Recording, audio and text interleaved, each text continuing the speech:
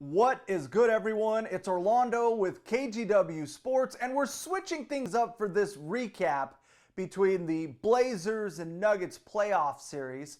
This is game number 2, and we're taking it to social media and YouTube. And so I want to get your take as well, either on the Blazers, the Nuggets, or the entire series so far.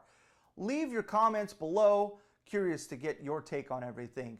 Because game number 1, the Trailblazers looked like the superior team and were dominant. Damian Lillard was great.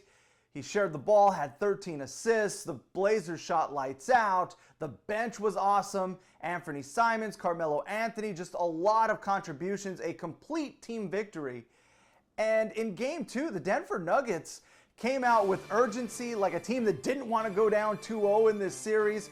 Nikola Jokic looked like the MVP frontrunner that we've seen all season long. They shot lights out, and the Blazers just struggled defensively, uncharacteristically turned the ball over. They had 21 turnovers. That's nearly double the amount of turnovers they had in the regular season, and the Nuggets get a 128-109 victory. Here's head coach Terry Stotts to sum up this Game 2 loss. The reality is they were the more aggressive team. Their starters were more aggressive. Their bench was more aggressive. They played much better than they did in Game 1, and they deserved to win the game. So, we can point to a lot of different things, but they outplayed us top to bottom, other than Dame's 40. Damian Lillard put the Trailblazers on his back in the second quarter. He scored 22 points, knocked down 6 threes in that quarter alone. He finished the half with 35 points. He matched an NBA playoff record with 8 three-pointers in the half. And still, the Trailblazers lost every single quarter. Here's Damian Lillard on having the big night and it still not being enough.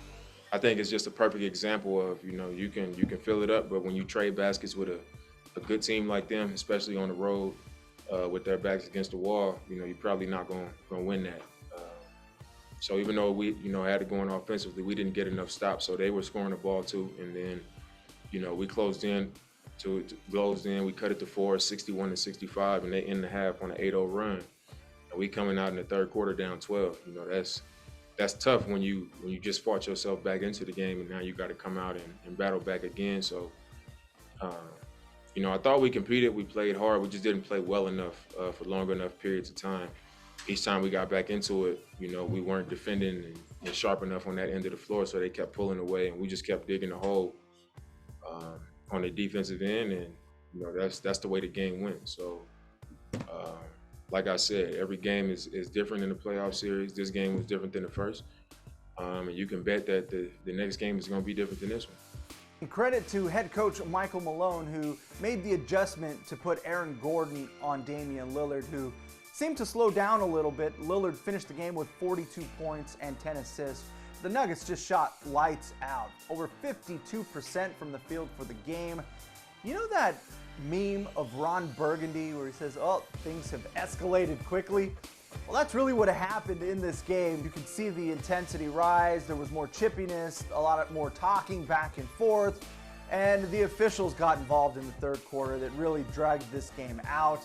When it was said and done, there were 52 fouls called in this game. There were 4 technical fouls, 2 flagrant calls. CJ McCollum got one of those after a Campazzo flop. Yeah, I look forward to challenging it so I can get some of that money back. But, it is what it is. I guess they were trying to control the game or whatever. So now this series shifts to Portland with both teams taking one game. And if there is a silver lining for Rip City, it's that the Blazers, in essence, have taken home court advantage by stealing one on the road.